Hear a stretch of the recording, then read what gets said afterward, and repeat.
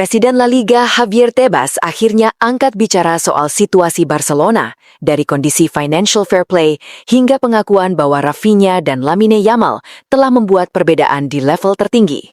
Di saat yang sama, Joan Laporta kembali menjadi pusat perhatian lewat pernyataannya soal arah klub, dinamika rivalitas dengan Real Madrid, dan pandangannya yang kini dianggap terbukti terkait tekanan di kubu lawan.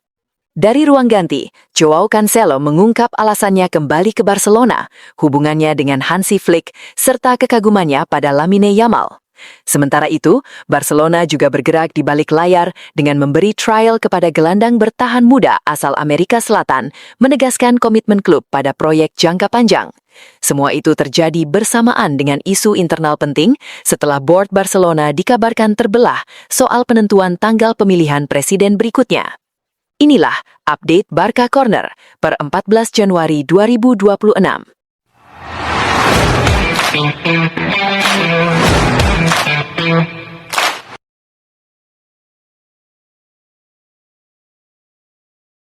Presiden La Liga Javier Tebas baru-baru ini memberi komentar penting soal kondisi Barcelona yang menarik perhatian publik, media, dan rival Liga, sebuah pandangan yang mencakup situasi keuangan klub, fair play, serta performa dua pemain kunci, Rafinha dan Lamine Yamal.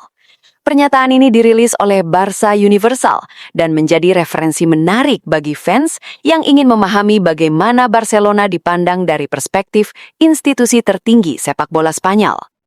Tebas membuka dengan menyinggung situasi finansial Barcelona, terutama konflik lama soal aturan financial fair play dan kebijakan 1:1 yang sempat membebani aktivitas transfer klub dalam beberapa musim terakhir. Ia menilai bahwa Barcelona kini menunjukkan pendekatan yang lebih patuh terhadap peraturan liga, meski klub masih berada dalam proses pemulihan ekonomi, terutama menjelang dibukanya kembali stadion mereka saat ini dalam renovasi.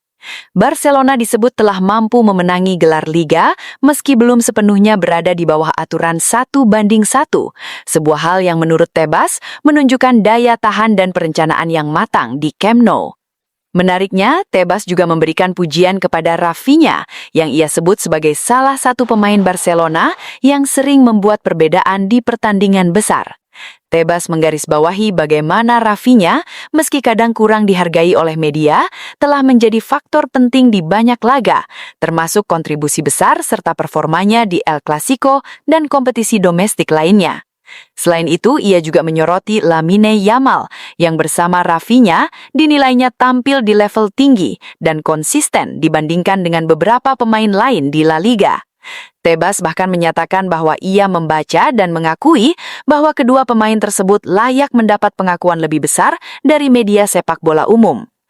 Selain itu, Tebas mengungkap dukungannya terhadap proyek Barcelona untuk bisa kembali memenuhi aturan 1:1 dan menghasilkan revenue lebih besar di tengah pembangunan kembali Stadion Camp Nou. Menurutnya, sumber pendapatan dari tiket dan fasilitas baru akan membantu klub tidak hanya mematuhi regulasi, tetapi juga bersaing di level tertinggi dalam jangka panjang. Pernyataan Tebas ini memberikan sudut pandang eksternal namun kredibel terhadap situasi Barcelona saat ini, tidak hanya sebagai pesaing di lapangan, tetapi sebagai klub yang menjalani transformasi ekonomi dan struktural. Ini menjadi kabar penting di tengah momentum pasca Supercopa, ketika Barcelona sedang menata kembali skuad, proyek jangka panjang, dan posisi mereka di kompetisi La Liga musim 2025-2026. Headline lain yang turut mencuat datang dari pernyataan Joan Laporta, Presiden Barcelona, yang kini dipandang terbukti realistis terkait situasi di Real Madrid dan pelatihnya Xabi Alonso. Beberapa waktu lalu, Laporta sempat mengomentari dampak kedatangan bintang besar seperti Kylian Mbappe ke Real Madrid dengan mengungkapkan kekhawatirannya bahwa kehadiran pemain superstar bisa mengubah keseimbangan di ruang ganti, sebuah pernyataan yang kala itu banyak dipandang provokatif atau sekedar rivalitas. Kini, setelah Supercopa usai, berbagai dinamika di Madrid tampak menguatkan pandangan tersebut. Laporan terbaru menunjukkan adanya tekanan internal serius di Real Madrid yang mencapai puncaknya di final melawan Barcelona ketika keputusan tertentu, termasuk momen pemain besar seperti Mbappe mengarahkan rekan-rekannya keluar lapangan saat penyerahan trofi, menyiratkan adanya pergeseran otoritas di skuad Los Blancos dan kesulitan kepelatihan yang menempel pada Alonso sebagai pelatih. Sebelumnya, dilansir dari Mundo Deportivo, momen itu menjadi tanda bahwa kata-kata Laporta beberapa waktu lalu tentang ketidakharmonisan ruang ganti Madrid pasca signing besar bukan sekedar omongan rivalitas semata.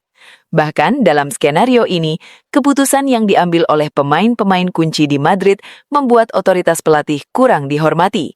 Dan hal ini kemudian menjadi salah satu faktor yang memperlemah posisi Alonso sebagai pelatih utama klub tersebut setelah kekalahan di final yang berujung pada pemecatan Xabi Alonso di Madrid. Laporan itu menyebut bahwa kejadian tersebut memperlihatkan realitas yang Laporta prediksi, bagaimana star power dapat mempengaruhi keseimbangan tim jika tidak dikelola secara tepat. Sebuah isu yang kini sedang jadi bahan pembicaraan di kubu rival, termasuk dalam media Spanyol dan di sekitar komunitas sepak bola La Liga.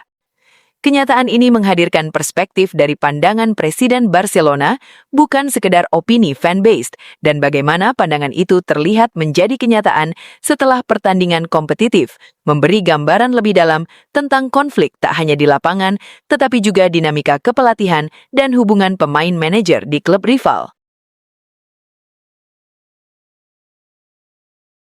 Kembalinya Joao Cancelo ke Barcelona bukan sekadar transfer jangka pendek.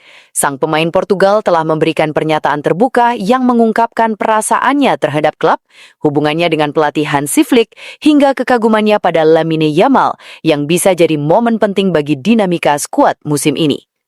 Cancelo yang resmi kembali ke Barcelona dengan status pinjaman dari Al Hilal sampai akhir musim 2025-26 dan akan mengenakan nomor punggung nomor 2, mengaku sangat bahagia bisa kembali ke Camp Nou.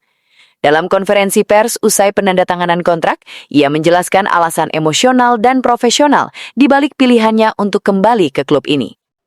Apa yang Cancelo katakan tentang Flick? Cancelo mengungkap bahwa salah satu hal yang membuatnya merasa nyaman di Barcelona adalah gaya permainan di bawah Hansi Flick.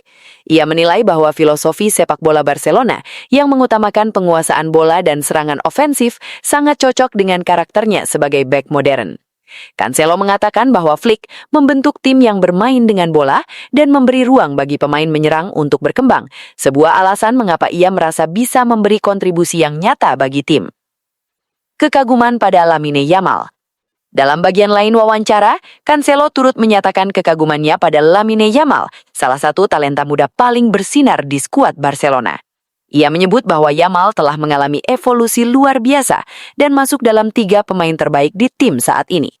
Cancelo menambahkan bahwa tekangan mengenakan jersey Barcelona tidak membuat Yamal goyah, dan ia yakin bahwa hubungan permainan bersama Yamal di lapangan akan menjadi aset penting bagi tim. Siap bantu tim di banyak posisi. Selain itu, Cancelo menegaskan bahwa ia siap bermain di posisinya yang paling nyaman, yakni bek kanan, namun ia juga tersedia di bek kiri atau di berbagai peran lain jika dibutuhkan. Motivasi ini menunjukkan bahwa Cancelo datang bukan hanya untuk bermain, tetapi juga untuk menjadi solusi skuad Barca dalam menghadapi jadwal padat musim ini. Cinta untuk Barcelona. Ketika ditanya tentang apa yang membuatnya begitu mencintai klub ini, Cancelo menjelaskan bahwa Barcelona selalu menjadi inspirasinya sejak masa kecil. Ia mengaku tumbuh menyaksikan idolanya bermain di Camp Nou dan merasa gaya sepak bola yang dipraktikkan klub dari usia dini sangat menyentuh hatinya.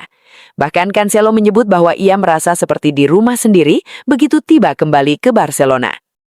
Di luar sorotan pada skuad utama, Barcelona juga terus bergerak dalam pencarian talenta masa depan. Menurut laporan Barca Universal, klub Catalan menawarkan kesempatan trial kepada seorang gelandang bertahan berusia 17 tahun asal Amerika Selatan, Ederson Castillo, sebagai bagian dari proses evaluasi jangka panjang. Pemain muda tersebut diberi kesempatan untuk berlatih di fasilitas Barcelona agar tim teknis bisa menilai kemampuannya secara langsung. Trial ini dilakukan dengan izin penuh dari klub asal sang pemain dan belum disertai komitmen kontrak apapun, menegaskan bahwa langkah ini murni bersifat penjajakan. Barcelona ingin melihat potensi adaptasi, pemahaman taktik, serta karakter pemain sebelum menentukan langkah lanjutan. Langkah ini memperlihatkan bahwa di tengah fokus pada kompetisi dan dinamika internal, Barcelona tetap konsisten menjalankan strategi pengembangan pemain muda global selaras dengan visi jangka panjang klub.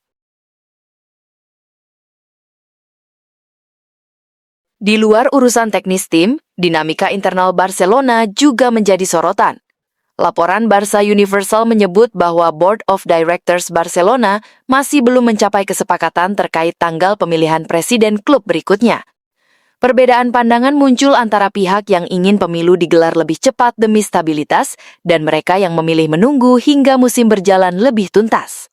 Keputusan ini dianggap penting karena akan berdampak langsung pada arah kebijakan klub ke depan.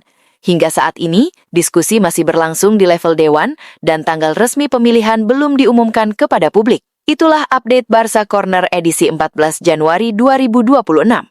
Dari sorotan Presiden La Liga terhadap kondisi Barcelona, pernyataan Joan Laporta yang kembali jadi perhatian, suara Joao Cancelo setelah kembali ke Camp Nou, hingga dinamika internal klub di level manajemen, semuanya menggambarkan fase penting yang sedang dijalani Barca di awal tahun ini.